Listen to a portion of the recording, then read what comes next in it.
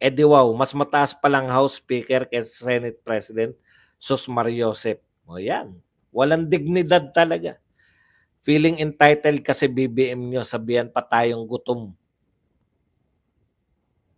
Lutasin nyo kagutuman ng Pilipinas. Huwag kami, kung corruption lang din sa welcome ang pagiging mangga nyo, Visayas, Mindanao, and some parts of Luzon, Duterte yan. Hindi po totoo na yung Luzon kanila. Kayo naman, no? Ang dami-dami na nagkokondak ng Kalye Sarbi. Sa tingin nyo ba, sa Visayas, Mindanao lang yun? Ayaw na po ng mga taga-Luzon dyan sa mga yan. Duterte, nakakapag-isip pa naman kami ng tama. Correct. Eh, patamaan na lang eh. Sino paniniwalaan nyo? Si BP Sara na nagsasabi, pati yung sarilo na yan, nakita nyo naman, may video. Oh. Talaga naman sila nagpalibing sa tatay nyo eh. Alam nyo, dekada nakapreser yung tatay nyo. Kayong dalawang mangga. Dekada nakapreser yung tatay nyo. Dahil lang sa presidenteng Duterte, napalibing yan. Yung mga kakampi nyo ngayon, puti, hindi pinalilibing yan. Mga dilawan, mga... Sir Buds, kung papalari ng Quackcom, bukas pa lang magiging makabuluhan ang hearing nila. Boss, hindi po kaya testing ang pag-imbita kay tatay kung gagalaw ang mga taong bayan? Hindi naman po pupunta si Tatay Digong dyan. Ako, alam mo na nga mangyayari dyan eh. Hindi po nila alam yung batas na hindi ka pwede mambastos ng bisita. Lahat ng bisita nila, BP Sara nga, binastos ng mga yan. Yes or lang! Nagigigil pa si Abante. Tinawag na pusit. Puta, Vice President, tawagin mong pusit. Akala mo ang ganda nung tumawag ng pusit eh. Alam mo pusit, hiyang-hiya naman ako sa level ng kagandahan. Madam, luminaw na ang pagkamanggagamit mo, Amy Marcos. Ambisyoso yan. Talaga naman eh. Alam niyo yun? Kumbaga sa ano, alam niyo yung mga nagpautang ka dahil merong, ano tawag doon? Guarantor. Di ba?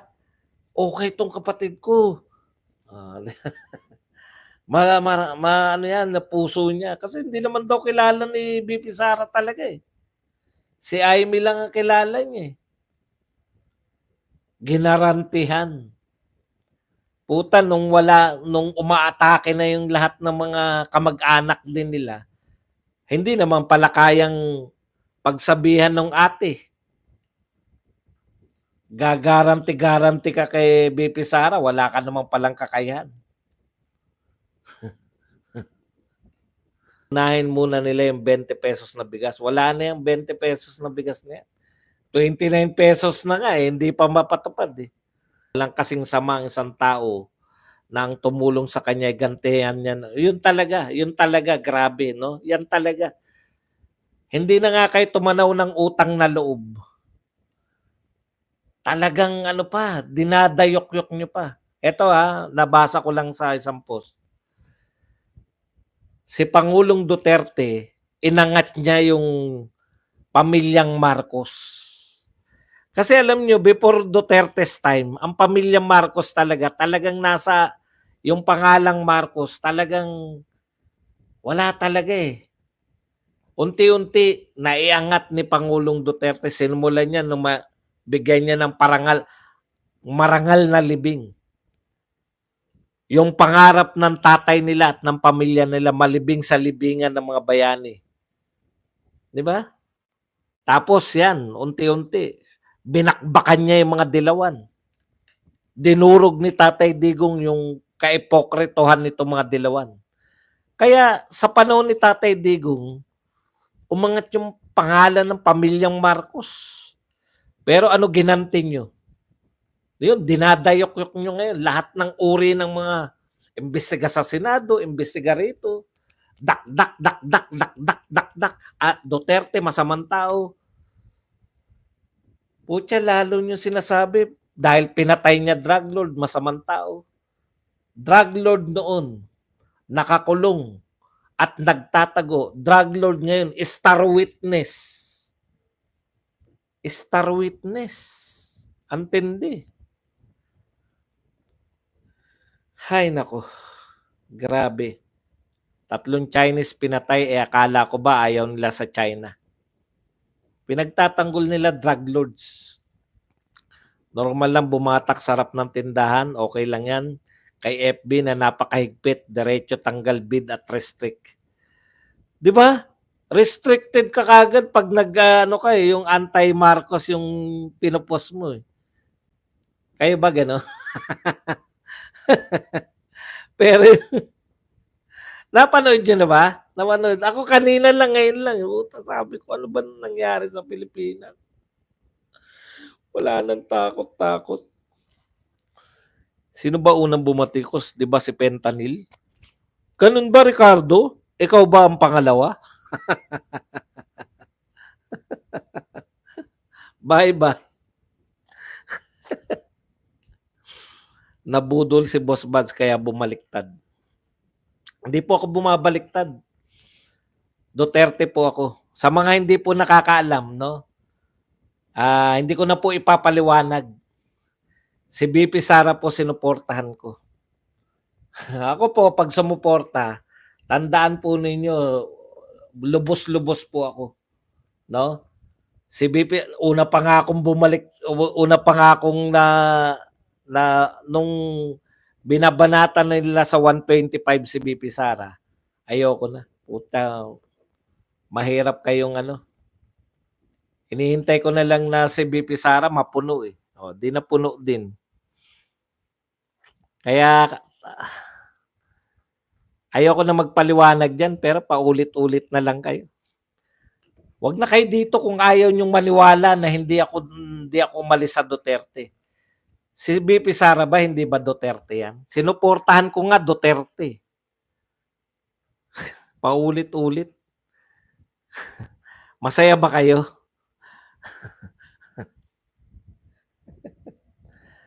Kami na budol kayo. Alam nyo, nanggagalit lang kayo Ako bumaliktad ako sa mga Duterte. Never akong bumaliktad sa mga Duterte. Nagsimula ako, Duterte na ako. Hindi po ako umalis sa mga Duterte. Eto na lang. Magpakita kayo ng isang video na bumanat ako sa Duterte. Hindi na ako magba-vlogs. Isang video lang, binanatan ko mga Duterte. Hindi na ako magba-vlogs. Pero yung idolo yung vlogger, kaya ko magpakita na binanatan nila si Inday Sara. Ako, punong-puno na ako dyan sa mga kalokohan. Baliktad ng baliktad. So, bumaliktad. Kismis tayo, kismis. Walang katapusan. Ayaw nyo manood dito, labas na kayo. High blood na tuloy. Sobrang laki ng ginagastos ng gobyernong Bangag at Tambulos-Los para lang mapaputi ang sobrang itim nilang gawain ng mga records nila sa pamumuno. Yun na lang eh. Yun na lang involved ka sa suhulan eh. Sa lahat ng matinong leader, may involvement kang ganyan. Ano ka na, di ba? Pag may involvement kang ganyan, Sir Buds, good PM. Gusto namin na magka-EDSA na sana pamunuan ni BP Sara para matapos na terminology ng bangag na admin na yan. Tatanungin ko kayo ng isang practical na tanong. Kayo ba nakasama na sa mga maisog rally? Sa tingin nyo ba sapat na sapat na yung lakas natin para tayo Ako sa tingin ko hindi. Kaya bumoto tayo. Kaya bumoto po tayo. Mahirap po siya. Ang takapag natin, laban na tayo. Todohan na. Pero pag botohan na, hindi ko iboboto tong mga tao ni Digong. Ayoko na artista.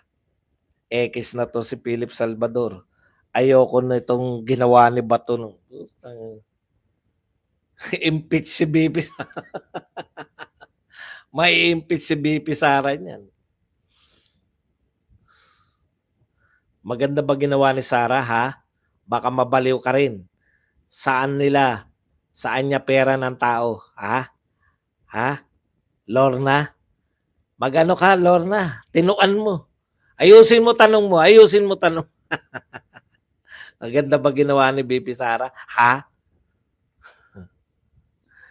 Si Attorney Trix yan, din lagi comment nila. Nanggagalit talaga lang yung mga yan. Kilala ko naman nanggagalit dito, paulit-ulit yan. Tao na yan. Lagi yan kino-comment niya. Gusto niya nakikita ko na ano eh. Pag ako nabwisit, tanggalin ko talaga yan kahit na ano. Paulit-ulit. Alam na nagagalit ako pag ginulit. Ulit-ulit. Hindi kasi nakakalimot mo po. Hindi ko kayo inaano. Kayong mga grupo kayo. Wala akong pakialam sa grupo. Hindi ako grupoista. Soloista ako. Pagtanggol yung mga grupo nyo, yung mga kakabwisit.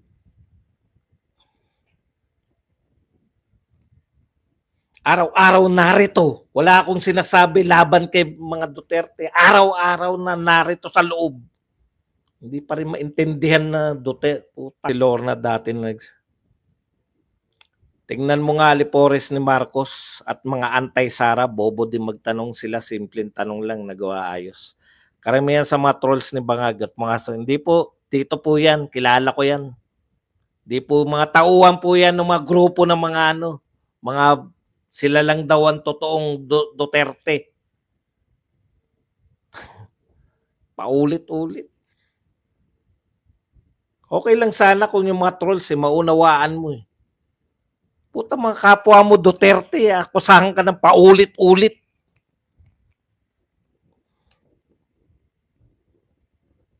Si BBM may saltik, tumatawa maski mabitay na OFW sa Saudi. Ayun, ini-interview nga siya, 'di ba? Nung Australian na anong tawag doon? Reporter o Australian host. Tinanong siya, bakit kayo tumatawa? Boss, bakit imbis na si Bangag at si Jaime ay magalit? At sumagot sa mga sinabi ni Sara sa paghukay kay Marcos, yung mga young guns na nanggagalaiti sa galit. Himod kasi sila.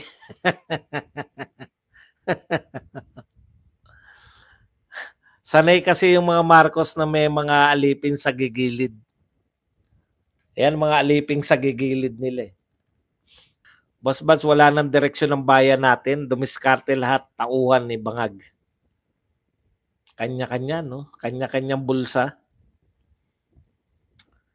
Pwede kaya mag-counter-accuse sila Duterte? Kaya nga po, yun po yung tingin ko kaya mag-iimbestiga sila Bato eh. Para, di ba? May pakita nila war on drugs. Ang balak pala nito ni Chess susundan lang yung mali talaga eh.